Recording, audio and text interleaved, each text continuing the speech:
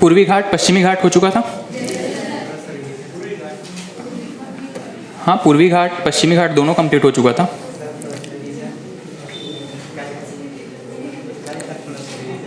अच्छा, रिवीजन चाहिए। कल आप आए थे कि नहीं आए थे?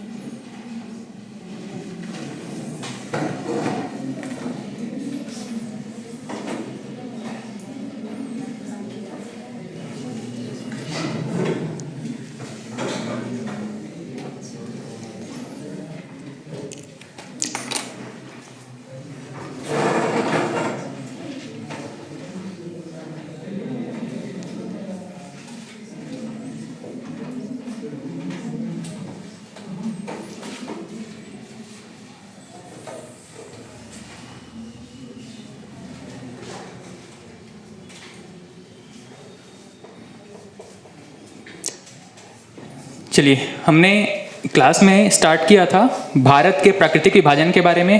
पर्वत, पठार, मैदान, ये सब कुछ हमको क्लास में कवर करना था। पर्वत हम लगभग कवर कर चुके हैं, ठीक है। और कल की क्लास आप मुझसे ले लेना, ठीक। भारत के कल जो हमने क्लास में डिस्कस किया था भारत के प्रायद्वीपीय पर्वतों के बारे में। सबसे पहले हमने बात किया था अरावली पर्वत के बारे में। अगर उत्तर से शुरू करें तो अरावली, उसके नीचे विंध्याचल, उसके नीचे सतपुड़ा, और प्रायद्वीपीय भारत में पूर्वी घाट और पश्चिमी घाट। जो सेंट्रल इंडिया या मध्य प्रदेश के आसपास का क्षेत्र है, वहां पे मैंने 5 पॉइंट्स आपको स्पॉट करने के लिए, लोकेट करने के लिए कहा था, एक सीक्वेंस में, ठीक है। विंध्याचल पर्वत के ऊपर एक नदी, उसके नीचे सतपुड़ा पर्वत है, उसके नीचे एक नदी, ठीक है। सीक्वेंस में आप बता पाओगे क्या क्या क्या है? आप बताओ। सबसे पहले है माही नदी, उसके नीचे विंध्याचल पर्वत, उसके नीचे नर्मदा, फिर सतपुड़ा पर्वत, और उसके नीचे तापी नदी। आप ये बता पाओगे? कल आए थे क्लास में, आप आए थे कल क्लास में। सतपुड़ा पर्वत जो है वो 3 श्रेणियों में बटा हुआ है। कौन कौन से पर्वत श्रेणी है उसमें? सतपुड़ा पर्वत में पश्चिम से पूर्व की तरफ अगर चलें तो 3 पर्वत हैं, उसमें 3 पर्वत श्रेणियां हैं। महादेव, ठीक है। महादेव के पश्चिम की तरफ एक है और पूर्व की तरफ एक है। महादेव बीच में पड़ता है। किसी को याद आ रहा है क्या? 3 पर्वत श्रेणियां कौन कौन सी थी? मैकल तो छत्तीसगढ़ से लगा हुआ है। सबसे पश्चिम में कौन सा है? राजपीपला। राजपीपला, महादेव, फिर मैकल श्रेणी। ठीक है, ये किसके हिस्से हैं, विंध्याचल के या सतपुड़ा के? सतपुड़ा में। ठीक, हमने कल क्लास में स्टार्ट किया था अरावली पर्वत से। अरावली पर्वत के बारे में आप वापस से नोट्स निकाल लीजिएगा, कोई पॉइंट ऐसा हो जो छूट गया होगा तो वापस यहाँ से नोट कर लेना उसी में। अरावली पर्वत के बारे में हमने डिस्कस किया था। गुजरात, पालनपुर नाम का एक जगह है गुजरात में, वहां से शुरू होकर के गुजरात से राजस्थान और पूरा दिल्ली तक जाता है। दिल्ली में जो राष्ट्रपति भवन है जिसको रायसीना हिल्स कहते हैं, वहां तक अरावली पर्वत का विस्तार है। अरावली पर्वत जो है वो सबसे पुराना पर्वत है। ये प्रश्न पूछा जाता है, भारत में सबसे प्राचीन पर्वत कौन सा है? अरावली पर्वत है। ठीक है, और वर्तमान समय में इसकी स्थिति क्या है? ये एक अवशिष्ट पर्वत के रूप में है। इसका बहुत ज्यादा कटाव या अपक्षय हो चुका है और माइनिंग एक्टिविटीज के कारण ये बहुत ज्यादा डिग्रेड हो चुका है। ठीक है, भारत में सबसे प्राचीन पर्वत है। इसमें हाईएस्ट पीक हमने डिस्कस किया था, गुरु शिखर एक महत्वपूर्ण चोटी है। इसके अलावा माउंट आबू और वहां पे एक इंपॉर्टेंट जैन मंदिर, दिलवाड़ा का जैन मंदिर। ठीक है, इसमें हम बाकी की चीजें डिस्कस कर चुके थे, रायसीना हिल्स, राष्ट्रपति भवन। ठीक, उसके बाद हमने बात किया था विंध्याचल पर्वत के बारे में। विंध्याचल पर्वत जो है वो मैंने बताया था कि एक जल विभाजक के तौर पे काम करता है। ये 2 पॉइंट आपने कल नोट नहीं किया होगा, इसको नोट कर सकते हो। यहाँ पे जो हाईएस्ट पीक है माउंट कालूमार, इसको सद्भावना शिखर भी कहते हैं। ठीक है, एक ही बार पूछा गया है पीएससी या व्यापम के किसी एग्जाम में, और शायद वो असिस्टेंट प्रोफेसर लेवल का एग्जाम था। तो जनरली 12th या ग्रेजुएट लेवल के एग्जाम में इतना डेप्थ हमें नहीं पूछा जाएगा, पर आप चाहो तो ये, क्योंकि प्रीवियस क्वेश्चन है, नोट कर लेना। सद्भावना शिखर कहां पर है, बस ये पूछा गया था, तो विंध्याचल पर्वत पर। विंध्याचल पर्वत पर एक जगह है माउंट कालूमार करके, और उसी को ही सद्भावना शिखर कहा जाता है। ठीक है, विंध्याचल पर्वत में नोट कर लेना। विंध्याचल पर्वत में माउंट कालूमार और इसी को ही सद्भावना शिखर कहा जाता है। इसके अलावा विंध्याचल पर्वत की जो महत्वपूर्ण चोटियां हैं भारनेर और कैमूर, ये आप नोट कर चुके हो। यहां पे एक शब्द लिखा हुआ है ब्लॉक माउंटेन। ब्लॉक माउंटेन, किसी को पता है क्या ब्लॉक माउंटेन क्या होता है? ब्लॉक पर्वत जनरली जो पर्वतों वाला टॉपिक है आपके भूगोल में, वहां से एक प्रश्न अगर पर्वतों से पूछा जाए जो कि डायरेक्ट पर्वतों से संबंधित ना हो, तो एक प्रश्न पूछता है कि भारत में कौन कौन से पर्वत जो है वो ब्लॉक पर्वत हैं, ब्लॉक माउंटेन है। ठीक है, तो ब्लॉक माउंटेन अगर आपको नहीं पता है तो यहां पे देख लीजिएगा। अच्छा, पहले ये बता दो, किसी को पता है क्या ब्लॉक माउंटेन? पढ़ा था आपने लास्ट क्लास में, पहले इसके बारे में पढ़े थे, ब्लॉक माउंटेन क्या होता है? कुछ याद आ रहा होगा? ठीक,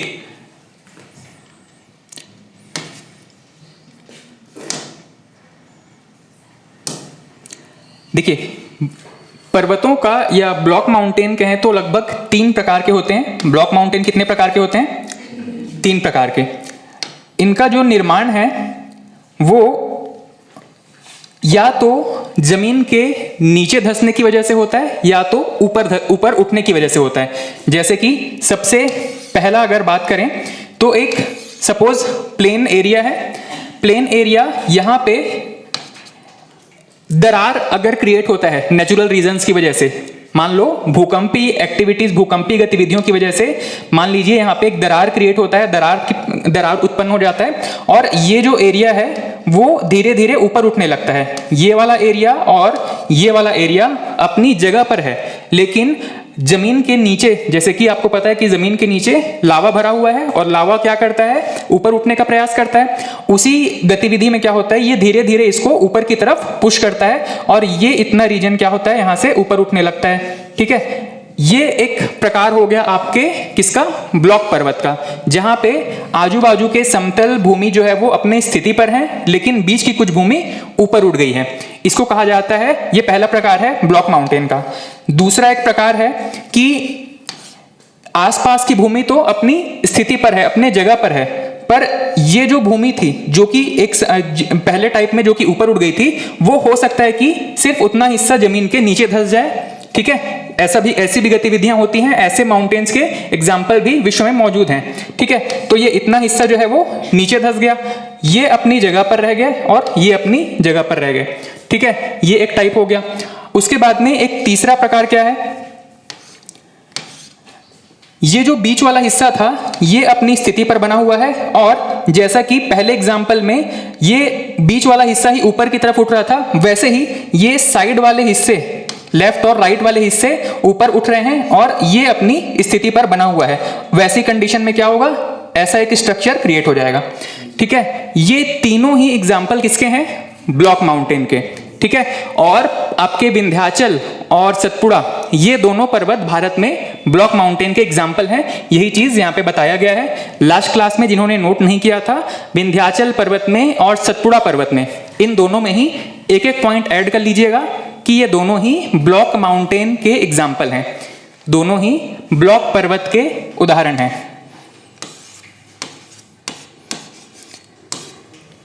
ब्लॉक माउंटेन के उदाहरण हैं कौन कौन से, विंध्याचल और सतपुड़ा। ठीक है, इसके उत्पत्ति के बारे में ये जो कॉन्सेप्ट था आपको समझ में आ गया क्या? एक समतल मैदान है जहां पे कुछ हिस्सा, एक फ्रैक्चर अगर क्रिएट होता है और कुछ हिस्सा ऊपर उठ जाता है, ये पहला प्रकार है ब्लॉक माउंटेन का। वही फ्रैक्चर के अगर आजू बाजू के हिस्से जो अपनी स्थिति पर बने हुए हैं और बीच का हिस्सा अगर नीचे धंस जाता है, ये दूसरा प्रकार हो गया। और अगर आजू बाजू के हिस्से ऊपर उठ गए, बीच का हिस्सा अपनी स्थिति पर बना हुआ है, ये तीसरा प्रकार हो गया ब्लॉक माउंटेन का। ठीक है, इसकी एक खास विशेषता क्या है, ये जो इसकी ढाल है बिल्कुल खड़ी ढाल होती है। ठीक है, इस ब्लॉक माउंटेन की एक खास विशेषता है, विश्व में जहां भी ये दिखेगा उसमें एक खड़ी ढाल का ये अवसरण करता है, खड़ी ढाल देखने को मिलती है ब्लॉक माउंटेन में। ठीक, विंध्याचल पर्वत कैसा है, ब्लॉक माउंटेन का एग्जाम्पल है। नेक्स्ट, सतपुड़ा के बारे में भी बात कर चुके हैं। सतपुड़ा में राजपीपला, महादेव, मैकल, ये तीन श्रेणियों के बारे में बात कर चुके हैं। और सतपुड़ा में ही एक पॉइंट आपको नोट करना था, ये भी ब्लॉक माउंटेन का उदाहरण है। ठीक है, भारत में दो पर्वतों के बारे में प्रश्न पूछा जाता है, कौन कौन से ब्लॉक माउंटेन है, एक विंध्याचल और दूसरा सतपुड़ा। इसके अलावा कोई पॉइंट अगर जो आपने कल नोट नहीं किया था उसको यहां से नोट कर लेना। पंचमढ़ी हिल स्टेशन के बारे में बात कर चुके थे। सतपुड़ा को यहाँ पे इसे पंचमढ़ी को सतपुड़ा की रानी कहा जाता है। इसके अलावा अमरकंटक चोटी मैकल पर स्थित है। ये सब कुछ हम कल नोट कर चुके थे। कोई पॉइंट अगर आपने मिस कर दिया है या बताने के दौरान आपने नोट नहीं किया तो यहां से नोट कर लीजिएगा। ठीक है, सतपुड़ा पर्वत में सबसे पहले इनकी तीन श्रेणियों के बारे में हमने बात किया था, राजपीपला, महादेव और मैकल। मैकल श्रेणी पर अमरकंटक, महादेव पर्वत पर धूपगढ़ चोटी। ये जो है यहाँ के आपके पूरे सतपुड़ा पर्वत की सबसे ऊंची चोटी है। पंचमढ़ी हिल्स कहाँ पे है, महादेव पर, और इसको सतपुड़ा की रानी कहा जाता है। इतनी चीजें सतपुड़ा के बारे में आप नोट कर लेंगे। नदियों के बारे में जब चर्चा करेंगे तो नर्मदा और सोन नदी के बारे में ही बात करेंगे। ठीक है, वैसे चाहें तो यहीं पे नोट कर लीजिएगा, नर्मदा और सोन नदी का उद्गम अमरकंटक से है। नर्मदा और सोन नदी इन दोनों का उद्गम अमरकंटक से होता है।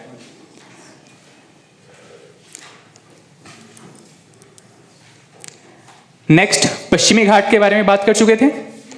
पश्चिमी घाट के बारे में इस पॉइंट को यहाँ पे छोड़ दीजिएगा। पश्चिमी घाट के बारे में ज्योग्राफी में बहुत डिबेट रहता है कि ये भ्रंश पर्वत है या नहीं है। जनरली इस पे प्रश्न नहीं पूछा जाता, इसको आप यहाँ पे छोड़ देंगे, ये बेवजह डाउट क्रिएट करेगा।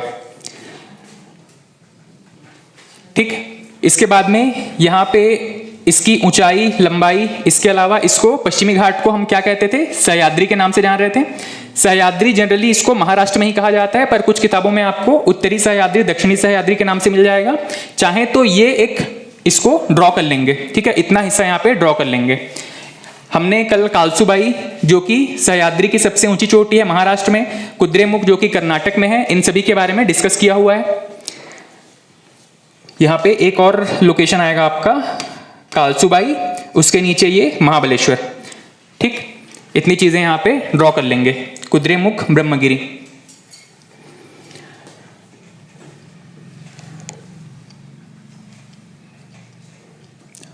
ये किसका हिस्सा है, याद रखिएगा, वेस्टर्न घाट के बारे में। कल जो हमने पढ़ा था वेस्टर्न घाट, उसी में हमने पढ़ा था सह्याद्री के बारे में। सह्याद्री जो कि महाराष्ट्र और लगभग गोवा तक इसको सह्याद्री के नाम से जानते हैं। ठीक है, कुछ किताबों में मिलेगा कि कर्नाटक में भी इसको सह्याद्री कहते हैं। जनरली ये, क्योंकि मैंने बताया कि कुछ चीजें कल्चर का हिस्सा बन जाती हैं, तटीय क्षेत्र में जितने भी लोग इसको सह्याद्री कहते हैं, वो धीरे धीरे इसका विस्तार होते होते कभी कभी कर्नाटक के लोग भी इसको सह्याद्री के नाम से ही जानते हैं। अदरवाइज अगर आप मेन सिटी में जाओगे तो इसको पश्चिमी घाट के नाम से ही जाना जाता है। ठीक, इतना नोट कर लेंगे, उसके बाद में बताएंगे। कोई पॉइंट ऐसा जो कल की क्लास में आपने नोट नहीं किया था, सिर्फ उतना नोट कर लेंगे। कालसूबाई, उसके बाद में कुद्रेमुख, महाबलेश्वर, ये सब कुछ हम नोट कर चुके थे।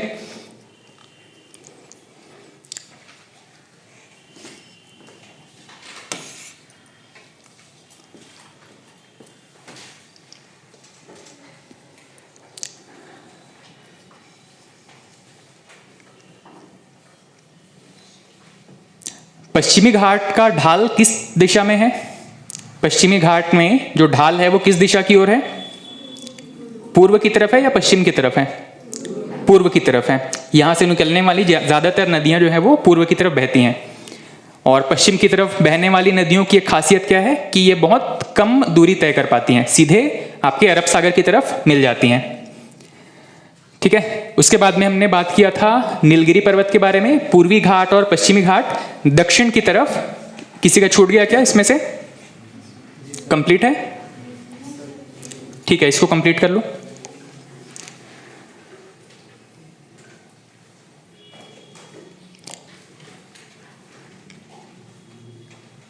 पूर्वी घाट और पश्चिमी घाट दक्षिण में एक पर्वतीय गांठ का निर्माण करते हैं। क्या कहते हैं उस जगह को? दोदा बेटा, नीलगिरी कहते हैं, नीलगिरी पर्वत। और वहां पर सबसे ऊंची चोटी कौन सी है? दोदा बेटा।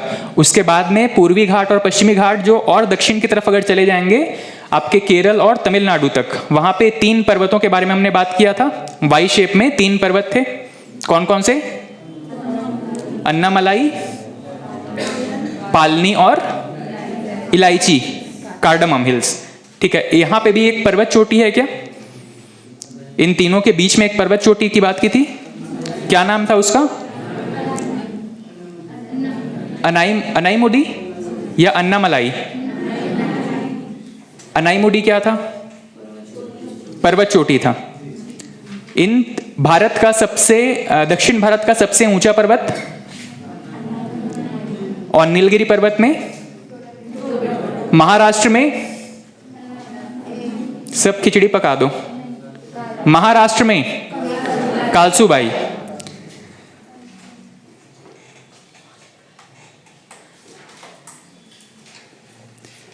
हिमालय पर सबसे ऊंची चोटी माउंट एवरेस्ट। भारत में सबसे ऊंची चोटी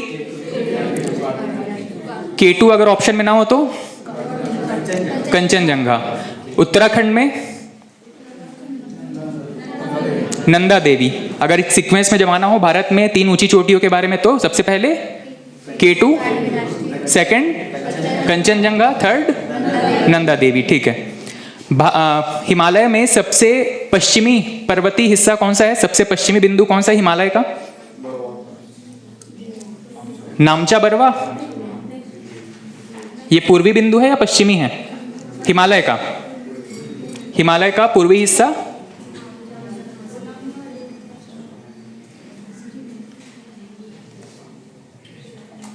नंगा पर्वत के नाम से पढ़े थे कुछ। नंगा पर्वत सबसे पश्चिमी हिस्सा, सबसे पूर्वी हिस्सा नामचा बरवा। हिमालय में 3 हिस्से कौन कौन से थे मुख्य हिमालय में? काराकोरम, लद्दाख और जास्कर। मुख्य हिमालय में वृहद, मध्य और शिवालिक। ट्रांस हिमालय में काराकोरम, लद्दाख और जास्कर। ठीक, ये कंप्लीट हो गया। नीलगिरी पर्वत कहां पर स्थित है? आपके 3 राज्यों की सीमा पर स्थित है। कौन कौन से? केरल, कर्नाटक, तमिलनाडु। ठीक है, इनके बीच में ये एक ट्रायंगल शेप में ये पूरा पर्वत स्थित है। किन 2 पर्वत श्रेणियों के बीच में कन्वर्जेंस है? आपके पूर्वी घाट और पश्चिमी घाट। इन दोनों के बीच का जो हिस्सा है या दोनों का जो मर्ज होता हुआ हिस्सा है, इसको हम नीलगिरी कहते हैं। ठीक है, इनमें से कोई पॉइंट छूट गया हो तो बस उतना नोट कर लेंगे। डोडा बेट्टा नोट कर चुके थे। ये एक प्रश्न है जो कि कल डिस्कस करना था, रह गया था। ये प्रश्न पूछा गया है, इसको नोट कर लेंगे। इसको नोट कर लेंगे। शांत घाटी या आपका साइलेंट वैली नेशनल पार्क के बारे में पूछा गया है, पीएससी में ही पूछा गया था। कहां पर है? केरल में। साइलेंट वैली नेशनल पार्क शांत घाटी के बारे में पूछा गया था, केरल में स्थित है। ऑप्शन में जनरली आपको तीनों मिलेंगे, केरल, कर्नाटक, तमिलनाडु और आसपास से कोई एक और राज्य दे देगा।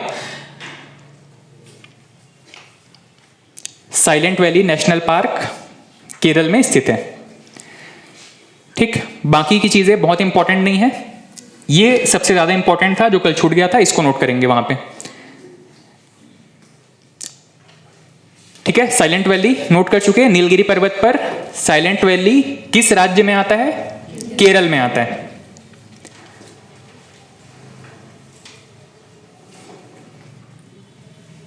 हो गया? चलिए, इसके अलावा हमने पूर्वी घाट में बहुत ज्यादा इंपॉर्टेंट चीजें नहीं थी। पूर्वी घाट में अलग अलग पर्वत श्रेणियों को, अलग अलग टुकड़ों को कौन कौन से राज्य में किस किस नाम से जाना जाता है, सिर्फ इतना हमने डिस्कस किया था। ठीक है, इसी के साथ हमारा पूरा का पूरा पर्वत वाला चैप्टर कंप्लीट हो जाता है। पर्वत में हमने शुरुआत किया था उत्तर भारत के और प्रायद्वीपीय भारत के पर्वतों के बारे में। ठीक है, यहां तक पर्वत वाला टॉपिक कंप्लीट हो जाएगा। नेक्स्ट हेडिंग डाल दीजिएगा पठार। पर्वत के बाद में सेकंड हेडिंग डाल दीजिएगा पठार। पठार या इसको उच्च भूमि के नाम से भी जानते हैं। हेडिंग डाल दीजिएगा पठार या केंद्रीय उच्च भूमि। हाँ हाँ, बिल्कुल बैठ सकते हैं। चेयर रखा हुआ है वैसे यहां पे। अच्छा, वहां पे बैठोगे, ठीक।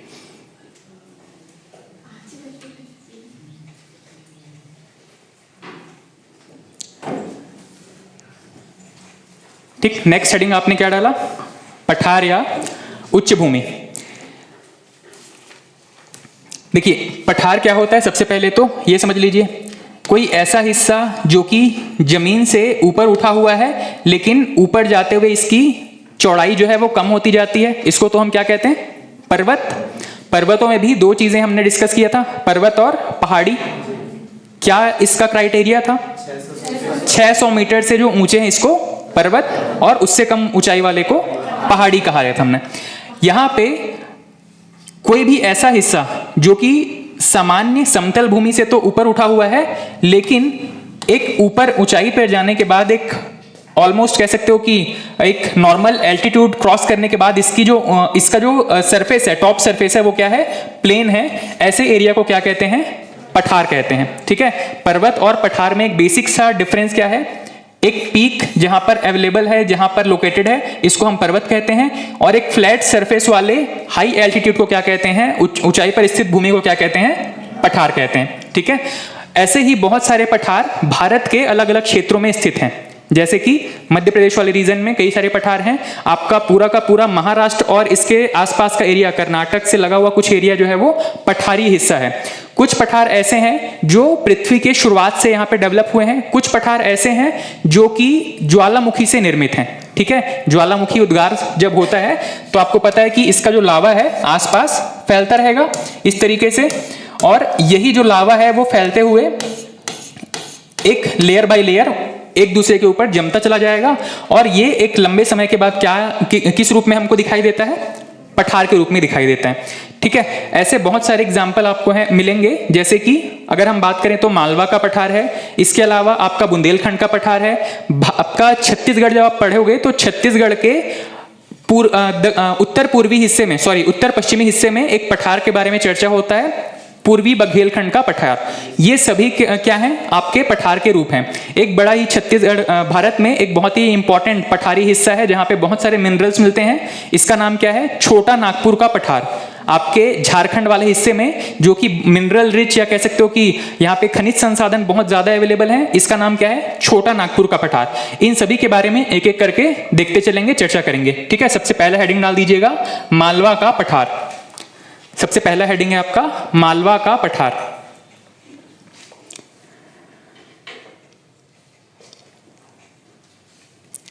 जो बेसिक पॉइंट लिखे हुए हैं यहां से आप चाहो तो इसको नोट कर लेना। सबसे पहले विंध्याचल और किसके बीच है? अरावली के बीच में है। विंध्याचल और अरावली के बीच में स्थित है।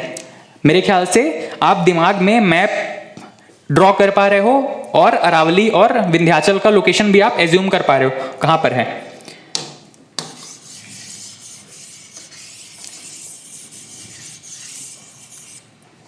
जिनको अभी भी मैप में कुछ डाउट हो रहा है वो याद रखिएगा। यहां से एक बार देख लेंगे, अरावली की स्थिति क्या है, गुजरात से लेकर के आपके दिल्ली तक, उसके बाद में इस एरिया में आपका विंध्याचल, एक रिवर, यहां से भी एक रिवर है, उसके बाद में ये एक एरिया है आपका कौन सा, सतपुड़ा, और उसके बाद में यहां से भी एक रिवर है। हम जिस पठारी क्षेत्र की बात कर रहे हैं, मालवा का पठार, वो किन के बीच में है, विंध्याचल और अरावली के बीच में। ये वाला जो एरिया है इसको हम कह रहे हैं मालवा का पठार। किस क्षेत्र में आता है ये, आपके महाराष्ट्र मध्य प्रदेश वाले क्षेत्र में ये मालवा का पठार आएगा। ठीक है, मालवा का पठार विंध्याचल और अरावली के बीच में है। ठीक, नेक्स्ट, मालवा के पठार के बारे में एक और पॉइंट है, ब्लैक सॉइल या काली मिट्टी यहाँ पे बहुत ज़्यादा अवेलेबल है और इसके वजह से यहाँ पे कपास की खेती बहुत ज़्यादा होती है। कोई भी ऐसा क्षेत्र, जब हम कृषि के बारे में चर्चा करेंगे, एक पॉइंट जो कि एक फैक्ट के तौर पे आप याद रखिएगा, कोई भी ऐसी भूमि जहाँ पे काली मिट्टी अवेलेबल है वहाँ पे कपास की खेती बहुतायत में होती है। ठीक है, काली मिट्टी किसके लिए उपयुक्त है, कपास की खेती के लिए। ठीक है, मालवा के बारे में ये दो पॉइंट थे, इसकी लोकेशन और ब्लैक सॉइल। नेक्स्ट है बुंदेलखंड का पठार। बुंदेलखंड का पठार, मालवा के पठार के लगभग पूर्व की तरफ इस तरीके से उत्तर प्रदेश और महाराष्ट्र की सीमा पे लगा हुआ एक एरिया है जिसको हम कहते हैं बुंदेलखंड का पठार। और इसके आगे यहाँ पे मध्य प्रदेश और छत्तीसगढ़ की सीमा से लगा हुआ जो एरिया है इसको हम कहते हैं बघेलखंड का पठार। ठीक है, यहाँ पे बहुत ज्यादा चीजें नहीं है डिस्कस करने के लिए, सिर्फ इनका नाम और लोकेशन याद रखिएगा। अगर इसको पूर्व से पश्चिम या पश्चिम से पूर्व की तरफ जमाना हो तो सबसे पहले ये वाला हिस्सा कौन सा है, मालवा का पठार, सेकंड बुंदेलखंड का पठार और ये बघेलखंड का पठार। ठीक, जो सबसे इंपॉर्टेंट है जहां से प्रश्न पूछा जाता है, नेक्स्ट हेडिंग डाल दीजिएगा, छोटा नागपुर का पठार, छोटा नागपुर प्लेटू, छोटा नागपुर का पठार। यहां से कई सारे प्रश्न पूछे जाते हैं। छोटा नागपुर का पठार,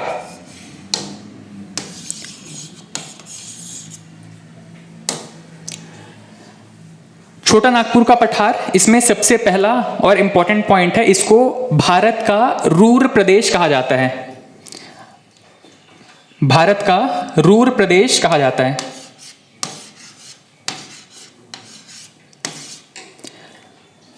अब चाहें तो अपने नोट में ही, कॉपी में ही एक पॉइंट ऐड कर लेंगे रूर प्रदेश के बारे में। ये रूर क्यों कहा जाता है या कहां पर इसकी लोकेशन है। रूर जो है वो जर्मनी की एक नदी है। रूर कहां पे है, जर्मनी में। क्या है, नदी है। ठीक है, रूर नाम की एक नदी है जो कि जर्मनी में स्थित है और इसके आसपास का जो एरिया है वो काफी मिनरल रिच है, वहां पे भी काफी सारे प्राकृतिक संसाधन खनिज पाए जाते हैं। वैसा ही एरिया जो है वो छोटा नागपुर का पठार है, वैसा ही मिनरल रिच एरिया जो है वो छोटा नागपुर का पठार भी है और इसीलिए इसे भारत का रूर प्रदेश कहा जाता है। ठीक है, रूर किस देश की नदी है, जर्मनी की नदी है। ठीक है, भारत का रूर प्रदेश कहने का कारण आपको पता चल गया होगा, सिर्फ इतना सा रीजन था कि मिनरल रिच है, बहुत सारे यहाँ पे खनिज मिलते हैं, इसीलिए इसको रूर कहा जाता है। ठीक है, इसकी लोकेशन कहाँ पे है, झारखंड, छत्तीसगढ़ का कौन सा हिस्सा, लगभग उत्तर पश्चिमी हिस्सा। ठीक है, उसके अलावा उत्तर पूर्वी हिस्सा ना कहें कि इसका पूरा आपका लगभग उत्तरी हिस्सा छत्तीसगढ़ का छोटा नागपुर प्लेटू के अंतर्गत आता है और उड़ीसा, ये 3 राज्यों में छोटा नागपुर का प्लेटू फैला हुआ है। उत्तर पश्चिमी हिस्से में कौन सा प्लेटू है, छत्तीसगढ़ के उत्तर पश्चिमी हिस्से में अभी हमने पढ़ा था। अब प्लेटू का लोकेशन याद रखते चलना सीक्वेंस में। ये 3 प्लेटू तो हमने कहां पे पढ़े, मध्य प्रदेश से, ज्यादातर इनका हिस्सा मध्य प्रदेश से लगा हुआ है। ये चौथा हिस्सा कहां पर है, झारखंड वाले एरिया में है। बताते चलना, सबसे पहला हमने कौन सा पढ़ा था, मालवा का पठार, सेकंड बुंदेलखंड का पठार, ये वाला हिस्सा बघेलखंड का पठार। छत्तीसगढ़ जब आप पढ़ोगे तो एक पठारी हिस्सा जब पढ़ोगे तो वहां पे क्या नाम मिलेगा आपको, पूर्वी बघेलखंड का पठार। ठीक है, इस बघेलखंड के पठार का जो पूर्वी हिस्सा है वो छत्तीसगढ़ में आता है। इसीलिए जब आप छत्तीसगढ़ विषय की चर्चा करोगे तो वहां पे एक टॉपिक मिलेगा आपको, क्या, पूर्वी बघेलखंड का पठार। ठीक है, और इसी बघेलखंड के पठार के और पूरब की तरफ चले जाएंगे तो छोटा नागपुर का पठार। ठीक, इनकी लोकेशंस याद रखिएगा। ठीक, भारत में इसको रूर प्रदेश क्यों कहा जाता है ये चर्चा किया हमने। क्यों? क्योंकि यहां पे कई सारे खनिज मिलते हैं जैसे कि कोयला और लोहा। रूर प्रदेश कहने का रीजन था यहां पे बहुत सारे मिनरल्स मिलते हैं, मिनरल्स जैसे कि कोयला और लोहा। इसके अलावा जब इस छोटा नागपुर प्लेटू को आप और डिटेल में चर्चा करोगे, वैसे जरूरत नहीं पड़ेगी, तो इसको दो भागों में बांटा जाता है। एक है ऊपरी हिस्सा जो नॉर्थ का हिस्सा है, उसको कहते हैं हजारीबाग प्लेटू, और दक्षिणी हिस्सा, इसको अगर 20 से दो भागों में बांट दें तो इसके जो दक्षिणी हिस्से को कहते हैं रांची का प्लेटू, रांची प्लेटू। ठीक, छोटा नागपुर प्लेटू के अगर दो हिस्से करें उत्तर और दक्षिण की तरफ, तो ऊपर हजारीबाग प्लेटू और नीचे रांची प्लेटू। इसका रीजन क्या है दो भाग में बांटने का? आपके झारखंड के दो महत्वपूर्ण शहर हजारीबाग और रांची, ये दोनों इस लोकेशन पर पड़ते हैं। उत्तर की तरफ हजारीबाग वाला शहर आता है और दक्षिण की तरफ रांची स्थित है। इन्हीं के नाम पर इसको दो भागों में पढ़ा जाता है। पारसनाथ पर्वत के बारे में बात किया था हमने। एक रिवर बहती है इसी छोटा नागपुर प्लेटू से। नेक्स्ट पॉइंट आप ऐड कर लेंगे छोटा नागपुर प्लेटू में, दामोदर नदी। दामोदर नदी के बारे में एक पॉइंट लिखिएगा। आपने जहां तक नोट किया है उसके बाद में एक पॉइंट ऐड करेंगे, दामोदर नदी। दामोदर नदी में लिखिएगा, यह नदी छोटा नागपुर पठार के, यह नदी छोटा नागपुर पठार के भ्रंश घाटी में बहती है। भ्रंश घाटी में बहती है, इसका मतलब क्या है? यह पूरा प्लेटू था, पठार था, इसको इस दामोदर नदी ने क्या किया है, बीच से काट दिया है और एक भ्रंश या ब्लॉक जैसा क्रिएट हो गया है और इसके बीच से यह दामोदर नदी बहती है। यह पॉइंट भी पूछा जाता है एग्जाम में, दामोदर नदी के बारे में, कौन सी नदी भ्रंश घाटी में बहती है। अच्छा, अब आप ये बताइएगा, आपका दिमाग थोड़ा उपयोग करना और ये बताना कि भ्रंश घाटी में बहने वाली कौन कौन सी नदियां हैं। एक तो हमने ये डिस्कस किया, कौन सी, दामोदर नदी। माही नदी बहती है क्या भ्रंश घाटी में? नर्मदा। नर्मदा जब आप पढ़ोगे वहां पे भी ये टॉपिक, ये इस पॉइंट की चर्चा होगी कि नर्मदा भी भ्रंश घाटी में बहती है। क्यों? अभी हमने डिस्कस किया कि दो ब्लॉक माउंटेन भ्रंश पर्वत कौन कौन से हैं आपके, विंध्याचल और सतपुड़ा, इन दोनों के बीच में बहने वाली नदी है कौन सी, नर्मदा नदी। ठीक है, इसीलिए ये कहा जाता है, ये एग्जाम में पूछा जाता है कि कौन कौन सी नदियां जो है वो भ्रंश घाटी में बहती है। पहला है आपका ये दामोदर नदी और एक इसके अलावा एक और कौन सी रिवर है, नर्मदा नदी। ये दोनों ही भ्रंश घाटी में बहती हैं। भ्रंश घाटी कौन सा एरिया हो गया? एक ऐसा एरिया जिसके दोनों सिरे या आसपास बहुत ऊंचे ऊपर उठे हुए शिखर हैं और उनके बीच से जो नदी बह रही है, इसको कहा जाता है भ्रंश घाटी में बहने वाली नदी। ठीक है, छोटा नागपुर प्लेटू के बारे में ये 2-3 पॉइंट ऐड कर लिया होगा आपने। भारत का रूर प्रदेश कहा जाता है, कौन कौन से खनिज मिलते हैं। इसको दो भागों में बांटेंगे अगर, तो नॉर्थ की तरफ हजारीबाग और दक्षिण की तरफ, साउथ की तरफ रांची प्लेटू। इस पूरे क्षेत्र में एक महत्वपूर्ण नदी बहती है, दामोदर नदी। ठीक है, उसके बाद में नेक्स्ट हेडिंग डाल दीजिएगा, शिलोंग का पठार, शिलोंग प्लेटू,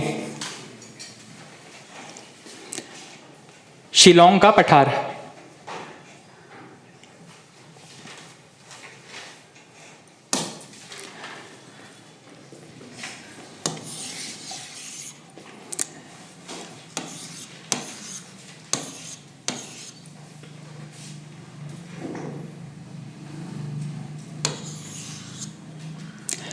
चलिए, भारत का जो प्रायद्वीपीय एरिया है, पेनिनसुलर एरिया है, इसके उत्तर की तरफ अगर हम बात करें, जहां पे बहुत सारे पठारों की हम चर्चा कर रहे हैं, लगभग मध्य प्रदेश के आसपास के रीजन में, तो ये हमने कुछ पठारों की चर्चा की।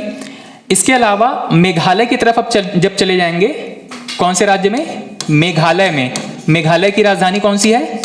शिलोंग। इसी के नाम पर इसका नाम क्या पड़ा? इस पठार का नाम शिलोंग का पठार। ठीक है, जब शिलोंग की तरफ हम जाएंगे तो यहाँ पे 3 महत्वपूर्ण पर्वत चोटियां हैं। शिलोंग में 3 महत्वपूर्ण पर्वत चोटियां हैं। शिलोंग प्लेटू में 3 महत्वपूर्ण चोटियां हैं। इनका नाम क्या क्या है? गारो, खासी और जयंतिया हिल्स। ठीक है, गारो, खासी और जयंतिया हिल्स किस राज्य में है? मेघालय में। कौन से प्लेटू पर? शिलोंग प्लेटू पर। ठीक, इसके अलावा कल हमने एक चीज चर्चा किया था, ये एक पर्वत था, इसका नाम था राजमहल पर्वत। उसके बाद में ये आपका कौन सा? मेघालय प्लेटू। इन दोनों के बीच मैंने बात किया था कि जो हिस्सा है, बीच का हिस्सा है, वो सबमर्ज हो गया है, नीचे की तरफ दब गया है, वो प्लेन के तौर पे हम दिखाई देता है। इस एरिया को कहा जाता है राजमहल गारो गैप। ठीक है, गारो हिल्स के नाम पे इसको कहा जा रहा है राजमहल गारो गैप।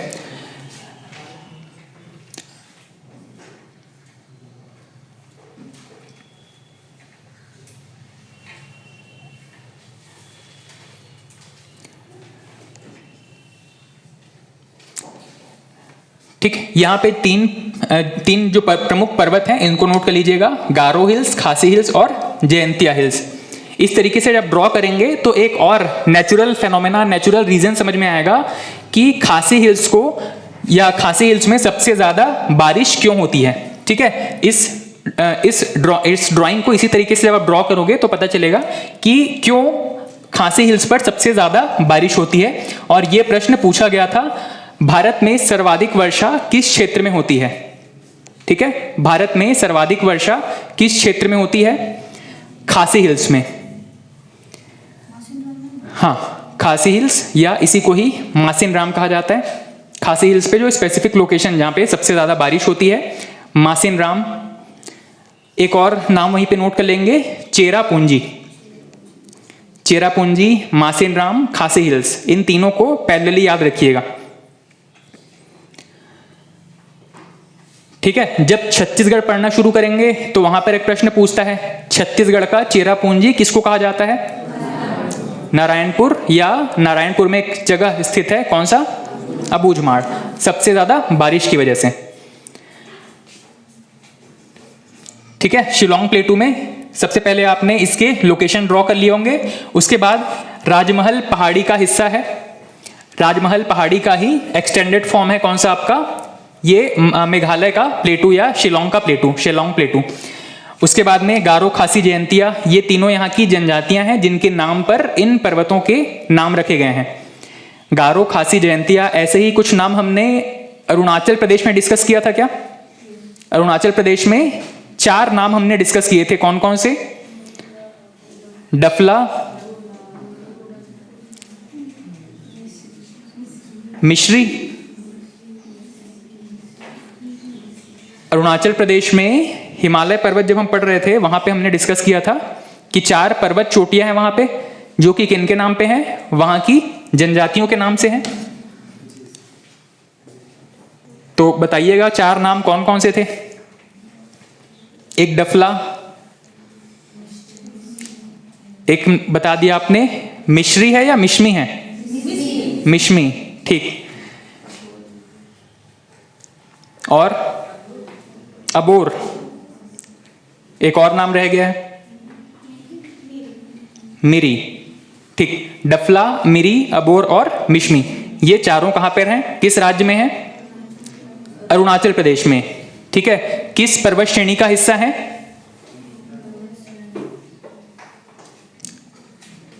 हिमालय पर्वत श्रेणी पर स्थित है। ठीक है, अरुणाचल प्रदेश में हिमालय पर्वत का हिस्सा है।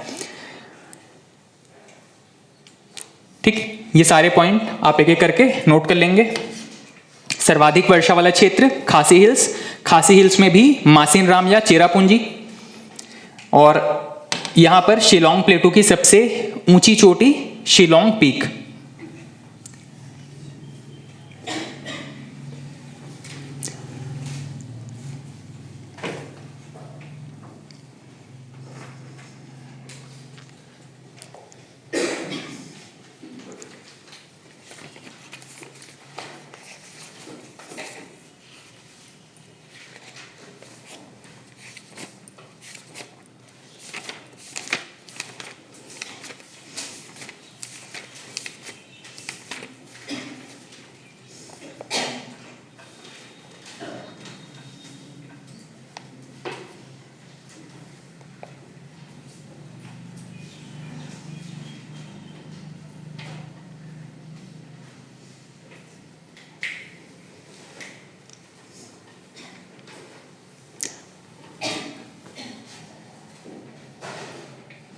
ठीक, शिलोंग प्लेटू तक हो गया क्या?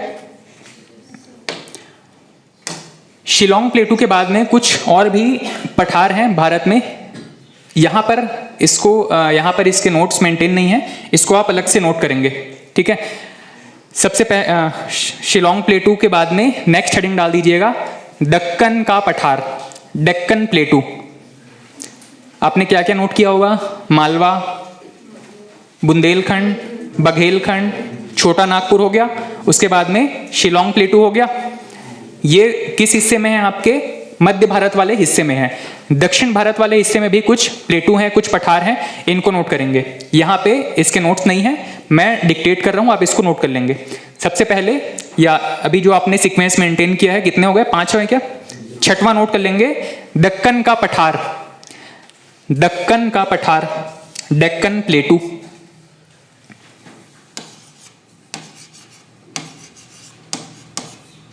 दक्कन का पठार,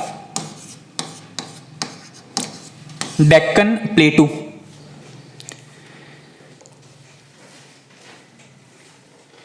डेक्कन प्लेटू में सबसे पहला पॉइंट, इसकी अवस्थिति किस किस राज्य में फैला हुआ है।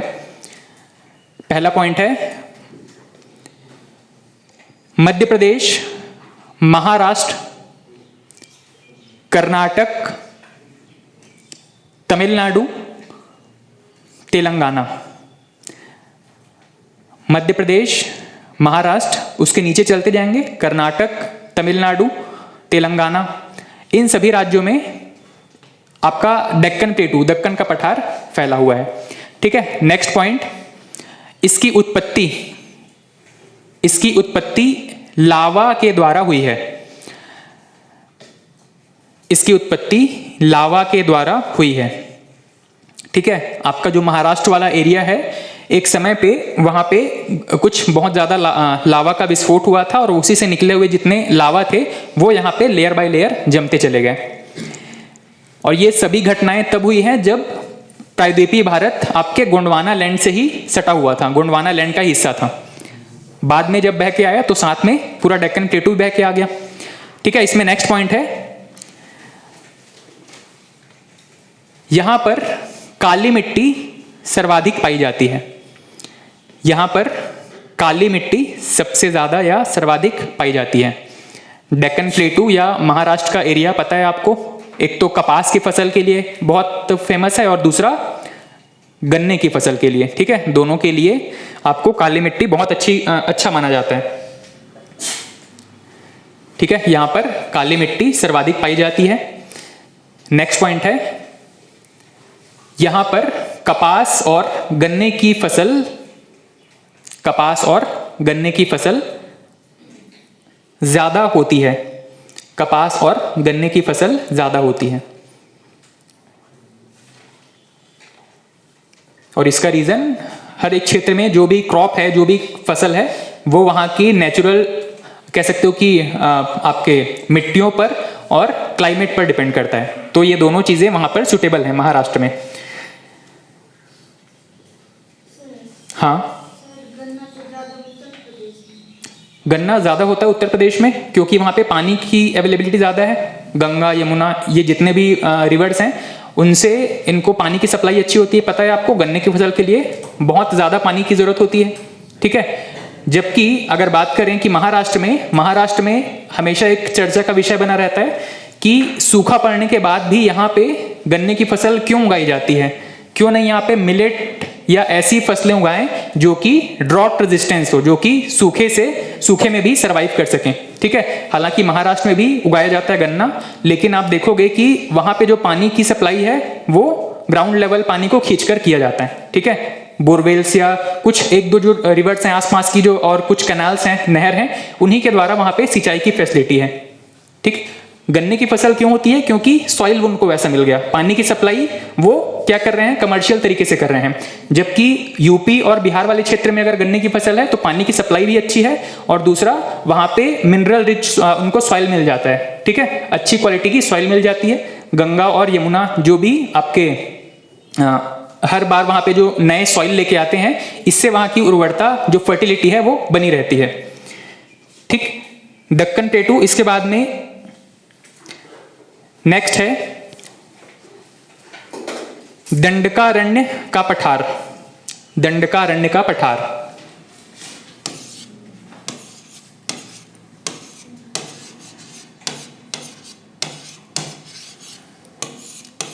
दंडकारण्य का पठार किसका प्राचीन नाम है? दंडकारण्य बस्तर क्षेत्र का। और कुछ किताबों में आपको मिलेगा कि छत्तीसगढ़ वाला जो हिस्सा है इसको भी दंडकारण्य के नाम से जानते हैं। हालांकि ये विशेष तौर पे बस्तर वाले एरिया को दंडकारण्य कहा जाता था।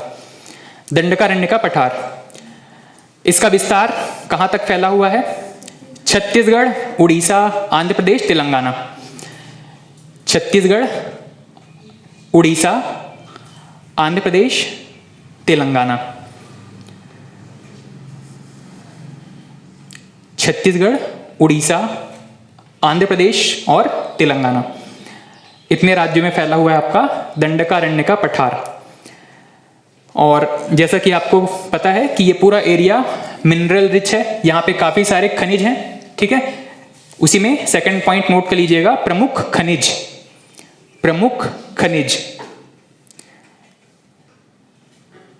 लोहा या लौह अयस्क, और सेकंड है टिन। लौह अयस्क और नेक्स्ट है टिन। टिन की सप्लाई सबसे ज्यादा किस देश या किस राज्य से होती है? छत्तीसगढ़ से।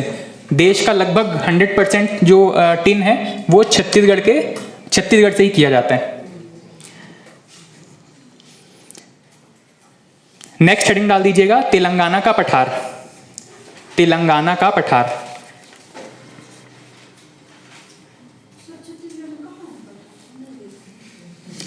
आप देख के कैसे जूम कर पाओगे कि ये पठार है या मैदान है? आप जब पठार के ऊपर चलोगे तो आपको ऐसा लगेगा कि आप मैदान पे ही खड़े हो। आप जब सपोज आप दुर्ग भिलाई से ट्रेवल करना शुरू करो और इधर नारायणपुर की तरफ या रायपुर से ट्रेवल करना शुरू करो और इधर नारायणपुर या बस्तर की तरफ आप आओगे, जैसे जैसे आप आओगे तो आपको पता नहीं चलेगा, पर आपका सी लेवल से एल्टीट्यूड या हाइट बढ़ता चला जाएगा, ठीक है। क्यों? क्योंकि पूरा प्लेटू रीजन है। भाई आपको सपोज सीढ़ी चढ़ के आना पड़े तब आपको समझ में आएगा कि आप हाइट की तरफ चल रहे हो, पर एक जेंटल स्लोप को आप फॉलो करते चले जाओगे। सपोज रास्ते ऐसे बने हुए हैं कि हमको स्लोप इतना समझ में नहीं आता, इसको जब आप फॉलो करते चले जाओगे तो कहां पता चलेगा कि आप पहाड़ों की तरफ मूव कर रहे हो। जैसे कि ये अंतागढ़ वाला एरिया हो गया, यहाँ पे जब घाटियां आती है तब समझ में आता है कि हम ग्राउंड लेवल से थोड़े से हाइट पे हैं, ऊंचे एल्टीट्यूड पे हैं, ठीक है। तो हमको एज्यूम नहीं कर पाएंगे या किसी जगह को देख के समझ नहीं पाएंगे कि हम पठार पे खड़े हैं या ग्राउंड पे खड़े हैं। पर्वतों पर तो समझ में आता है, आसपास खाई दिखती है तब समझ में आ जाता है, ठीक है। नेक्स्ट हेडिंग डाल दीजिएगा तेलंगाना का पठार। ये जो प्लेटू या आपको माउंटेन्स अगर इसको देखना है, मैप में लोकेट करना है, तो आप मैप में कलर जो देखोगे ना उस पर आपको समझ में आ जाएगा कौन कौन से वहां पे कलर कोडिंग रहता है। ग्राउंड हो गया तो अलग कलर पे रहेगा, अगर हाइट ज्यादा है, पर्वत हो गए तो ज्यादा डार्क ब्राउन कलर में दिखेगा, ठीक है। अगर सिर्फ पठार है तो कम डार्क ब्राउन दिखेगा, पानी के लिए ब्लू कलर यूज होता है। तो मैप में आपको आसानी से समझ में आ जाएगा कि कौन कौन से एरिया में पर्वत है, पठार है, ठीक। तेलंगाना प्लेटू में सबसे पहले इसका विस्तार कहां पे फैला हुआ है? तेलंगाना और आंध्र प्रदेश में। इसका विस्तार कहां पे है? तेलंगाना और आंध्र प्रदेश में।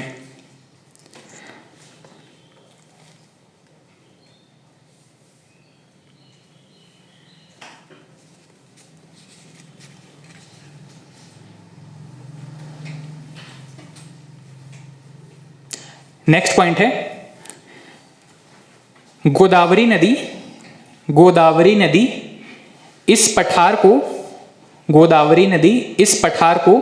दो बराबर भागों में बांटती है। गोदावरी नदी इस पठार को दो बराबर भागों में बांटती है, ठीक है। एक प्रश्न अगर पूछा जाए कि तेलंगाना प्लेटू से बहने वाली नदी एक प्रमुख नदी कौन सी है, तो गोदावरी नदी।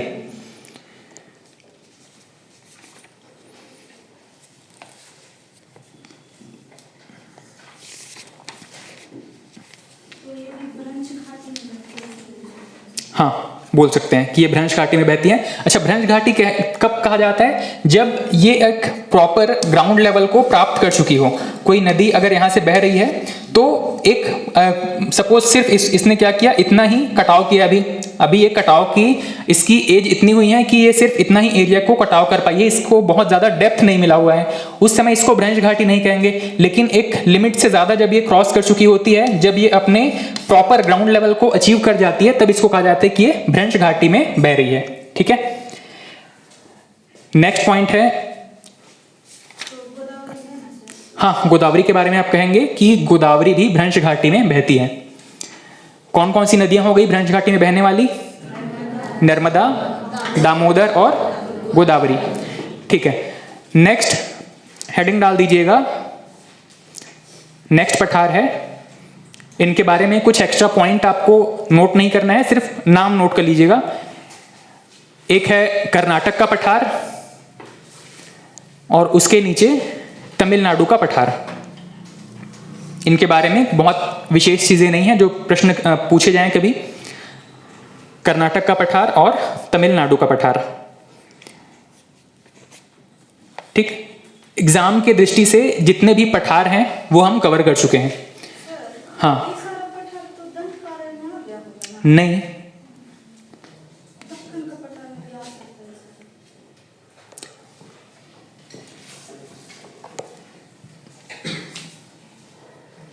दक्कन का पठार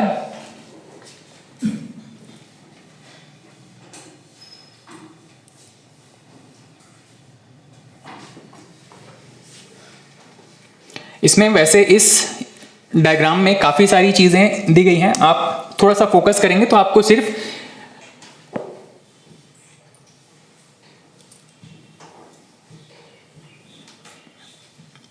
पठारी हिस्सा यहाँ पे अगर देखने की कोशिश करोगे, मैंने वैसे हो सकता है पीछे से प्रॉपर विजिबल ना हो, मैं आपको जब ये मैप शेयर करूंगा तो उसमें आपको ये दिखाई देगा।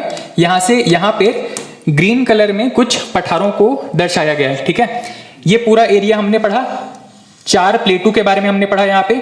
ठीक है, सॉरी 3 प्लेटू हमने यहाँ पे पढ़े, चौथा एक प्लेटू छोटा नागपुर यहाँ पे पढ़ा और ये शिलोंग प्लेटू यहाँ पर था। इसके नीचे का जो हिस्सा है जो कि महाराष्ट्र मध्य प्रदेश से लगा हुआ और नीचे आपके कर्नाटक तक का, ये इसको हम कह रहे थे किस नाम से? महाराष्ट्र से लगा हुआ हिस्सा कौन सा प्लेटू था? डेक्कन प्लेटू, दक्कन का पठार। इसके बाद में छत्तीसगढ़ का मैप अगर आप देख पा रहे हो तो यहाँ पे बस्तर वाला रीजन जो है, यहाँ पे इसको हमने किस नाम से जाना? दंडकारण्य का पठार।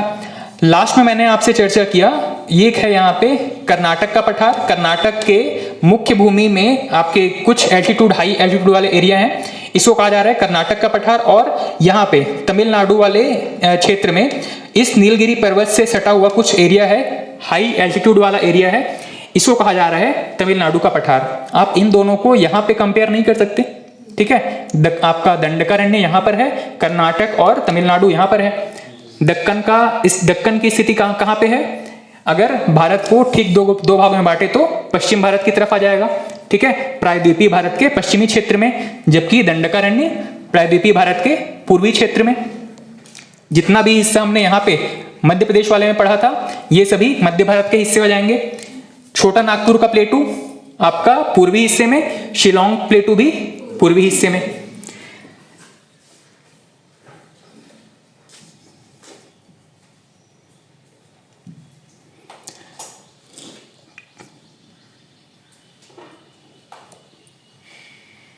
चलिए नेक्स्ट हेडिंग डाल दीजिएगा, मैदान। उत्तर भारत के मैदान, वैसे ज्यादा करके जो बड़े मैदानी क्षेत्र हैं वो उत्तर भारत में ही अवेलेबल हैं।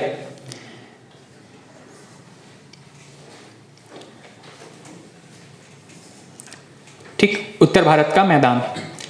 और जब हमने शुरुआत किया था भारत के भौगोलिक अवस्थिति के बारे में, और इसमें हमने जब शुरुआत किया था भारत की महत्वपूर्ण प्राकृतिक संरचनाओं के बारे में, तो हमने लास्ट में एक पॉइंट रखा था, कौन सा? मरुस्थल। तो चाहे तो आप मरुस्थल को पहले नोट कर लीजिएगा या फिर मैदान खत्म होने के बाद में वापस से मरुस्थल को नोट करेंगे। कहां पे नोट करेंगे? टॉपिक खत्म होने के बाद नोट कर लेना। ठीक, उत्तर भारत के मैदानों में अगर हम बात करें तो ज्यादातर जो मैदान है वो नदियों के द्वारा लाए गए सेडिमेंट्स के द्वारा निर्मित हैं। ठीक, अगर हम बात करें कि भारत में किस किस तरीके के आपको मैदानी संरचनाएं दिखाई देती हैं, तो एक नदी के आसपास का जो एरिया है इसमें आपको पता है कि जब भी नदी के बहाव में यहाँ पे पानी की वाटर लेवल ज्यादा होगा तो अपने आसपास के कुछ एरिया को क्या करता है, ये बाढ़ में समेट लेता है।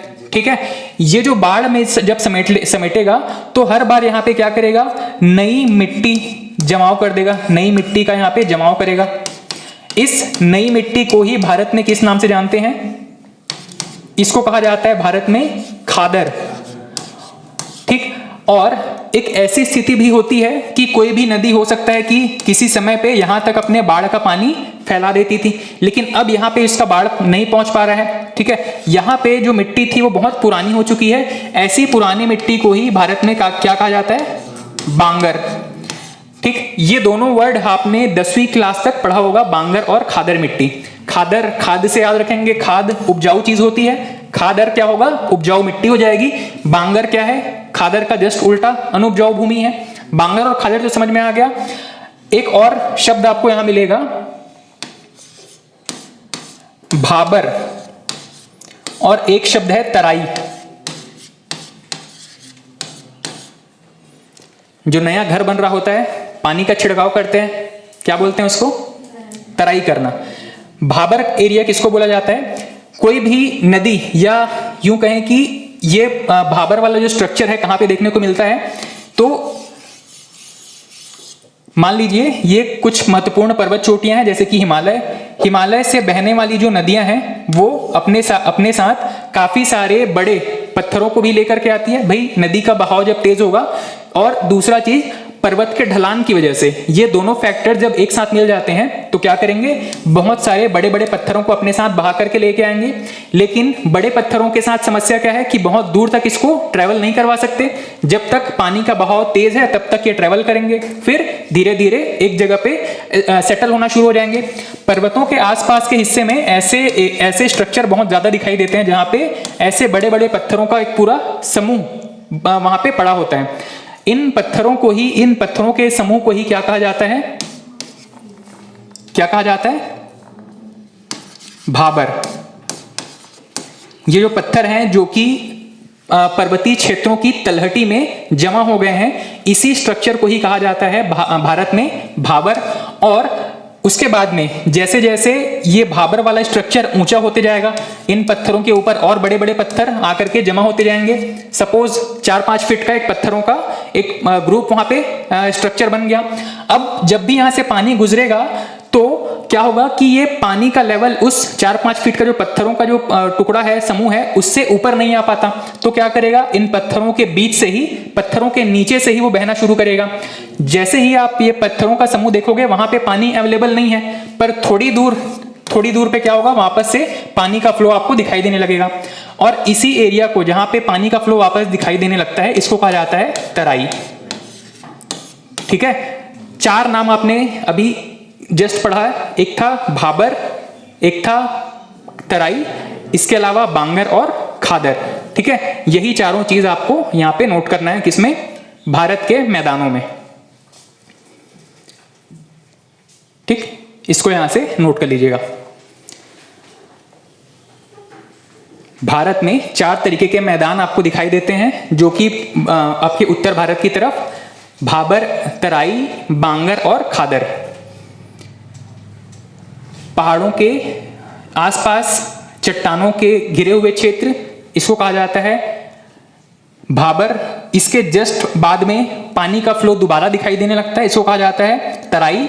नदियों का विस्तार जहां पे है उसके आसपास कुछ ऐसे मिट्टी भी हैं जहां पे हर साल बाढ़ आती है, हर साल नई मिट्टी जमा होती है, इसको कहा जाता है खादर। और इसके दूर के क्षेत्र जहां पे बाढ़ का पानी हर साल नहीं पहुंच पाता है, इसको कहा जाता है बांगर। भाबर, तराई, बांगर और खादर।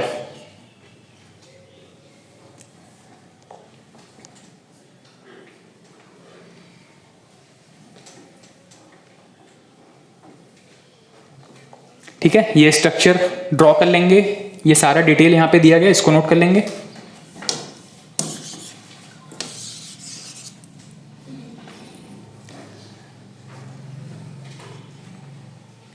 यहाँ तक कंप्लीट हो जाएगा, उसके बाद में बताएंगे ये खादर वाली चीज़, सॉरी बांगर के बारे में यहाँ पे दिया गया है। ठीक, पहले इसको ड्रॉ कर लीजिए।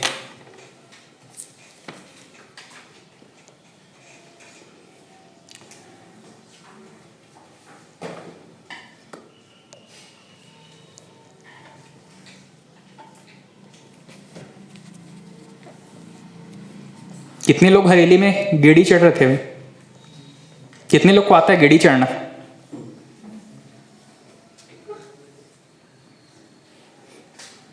आप भी रवि सर चढ़े थे गेड़ी? जो डिटोंग का वीडियो डाले थे स्टेटस में, कहाँ का था? अच्छा, मेरे को लगा आपके घर के आसपास के क्षेत्र में हो रहा था।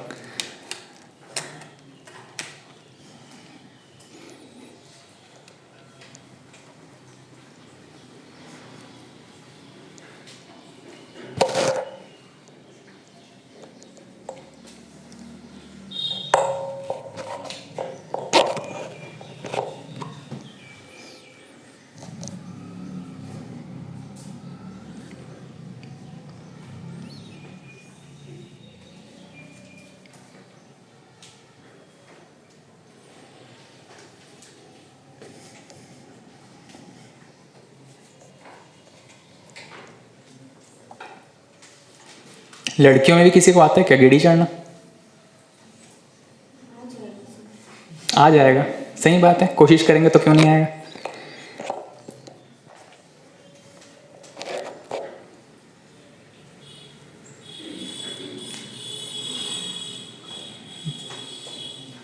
कभी कभी कोशिश करने वालों को भी नहीं आता है। मैंने कोशिश किया था, फिर ऐसा चोट लगा कि उसके बाद दोबारा कोशिश नहीं की है।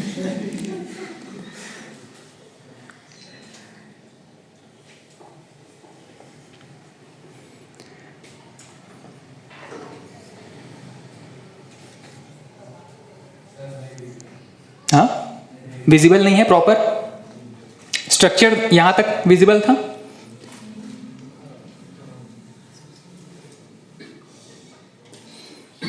यहां तक कंप्लीट हो गया क्या ऊपर का हिस्सा?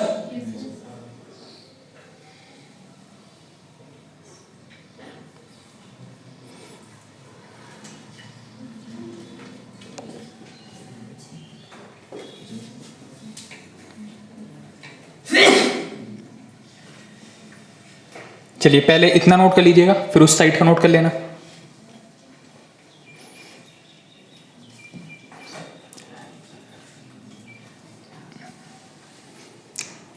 यहां पे सबसे पहले है तराई। इस हिस्से को कहा जा रहा है यहाँ पे तराई। तराई के बारे में 2-3 पॉइंट लिखे हुए हैं, आपको अगर विजिबल नहीं है तो मैं डिक्टेट कर देता हूं। सबसे पहले है तराई में भाबर के दक्षिण में स्थित। भाबर, ये वाला हिस्सा जहां पे पत्थर पड़े हुए हैं, इसको कह रहे हैं भाबर। भाबर के दक्षिण में स्थित। सेकंड पॉइंट है समतल नम भूमि। जितनी नदियां हैं यहाँ पे, भाई नदियों के पानी यहाँ पे जमा होने लगता है, उनको वहां पे एक फ्लो का डायरेक्शन नहीं मिल पाता, तो एक प्लेन पे ये फैल जाती हैं। इसको कहा जा रहा है समतल नम भूमि। ठीक है, यहाँ पे कीड़े मकोड़े मच्छर बहुत ज्यादा होते हैं, रहने के हिसाब से एरिया बहुत अच्छा नहीं होता। यहाँ पे लोगों का बसाव बहुत कम दिखाई देता है। ठीक है, उसके बाद में कृषि। कृषि में सबसे ज्यादा गन्ना और धान। इसके रीजंस क्या हैं? पहला मिट्टी, दूसरा वाटर। उसके बाद में नदियां बाहर निकल, यहां से नदियां बाहर निकल जाती हैं। ठीक है, यहां से नदियां बाहर निकल जाती हैं।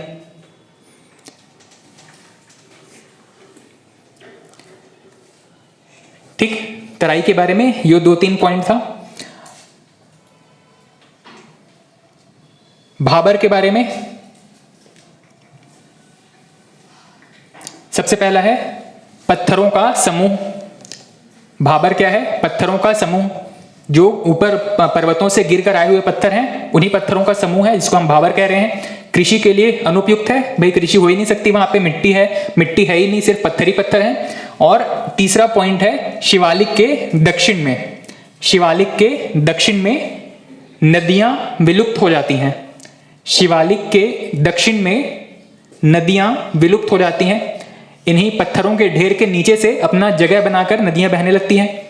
ऊपर इनका वाटर लेवल दिखाई नहीं देता, जबकि नीचे से बहते रहती हैं। शिवालिक के दक्षिण में नदियां विलुप्त हो जाती हैं। ठीक है, ये 2-3 पॉइंट थे आपके भाबर के बारे में। उसके बाद में यहां पे ये आपने ड्रॉ किया होगा, ये क्या है, फ्लड एरिया है जहां पे हर साल बाढ़ का पानी फैल जाता है, और इस क्षेत्र को कह रहे हैं खादर। ठीक है, खादर क्या है, बाढ़ वाला क्षेत्र। सबसे पहला पॉइंट बाढ़ वाला क्षेत्र। सेकंड पॉइंट है न्यू सॉइल या नई मिट्टी से निर्मित, नई मिट्टी से निर्मित। हर साल वहां पे जो नदियां हैं वो नए सेडिमेंट डिपॉजिट करेगी। ठीक है, तीसरा है सर्वाधिक उपजाऊ। हर साल वहां पे नई मिट्टी के आने से उसकी उपजाऊपन बनी रहती है। ठीक है, ये 2-3 पॉइंट थे इसमें। और सबसे लास्ट है खादर। खादर बाढ़ के दूर स्थित ऐसा क्षेत्र जहां पे कभी बाढ़ आता था, जहां पे नई सॉइल रहती थी, पर हर साल यहां पे नई मिट्टी नहीं मिल पाती है। ठीक है, बिना बाढ़ वाला क्षेत्र। और सेकंड पॉइंट है पुरानी मिट्टी से निर्मित। इसमें 2 पॉइंट है, बिना बाढ़ वाला क्षेत्र और सेकंड है पुरानी मिट्टी से निर्मित।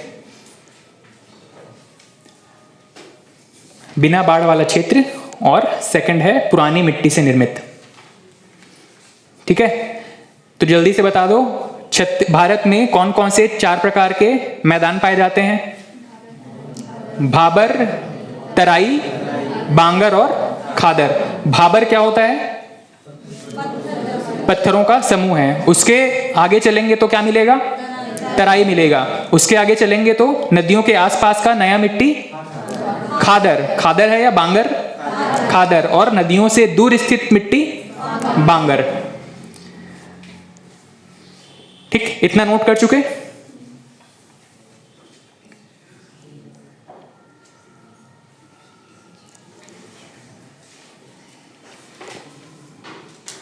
ये जो पूरा स्ट्रक्चर है, ये चारों स्ट्रक्चर भाबर, तराई, बांगर और खादर जनरली भारत के सिर्फ और सिर्फ उत्तरी हिस्से में देखने को मिलता है। ठीक है, उसका रीजन क्या है? हिमालय या इसके शिवालिक से निकलने वाली जो चट्टानें हैं वो वहीं पे गिरती हैं। उसके बाद में चट्टानों से जो पानी रिसता हुआ आता है वो वो ऐसा लोकेशन है जो वहीं पे बन सकता है। ठीक है, अगर हम प्रायद्वीपीय भारत में ऐसे किसी स्ट्रक्चर के बारे में सोचें तो जनरली ऐसे स्ट्रक्चर दिखाई नहीं देते हैं। ठीक, तो भाबर, तराई, बांगर, खादर कहाँ की विशेषता है? उत्तर भारत की। या दूसरे शब्दों में कहेंगे तो गंगा नदी या इसके आसपास के क्षेत्र में, गंगा यमुना दोआब में ये स्ट्रक्चर, ये चारों स्ट्रक्चर देखने को मिलते हैं।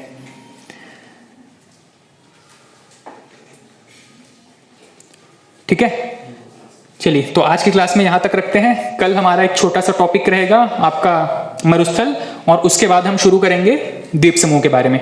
ठीक है, द्वीप समूह में से कई सारी इंपॉर्टेंट चीजें हैं, ये थोड़ा सा लंबा टॉपिक होगा। तो 2 क्लास में हमारा आज का क्लास हो गया। कल की क्लास में हम द्वीप समूह तक खत्म कर लेंगे और हमारा भारत का प्राकृतिक विभाजन खत्म हो जाएगा। इसके बाद एक बहुत इंपॉर्टेंट चैप्टर हम शुरू करेंगे, नदियां। भारत में नदी अपवाह तंत्र।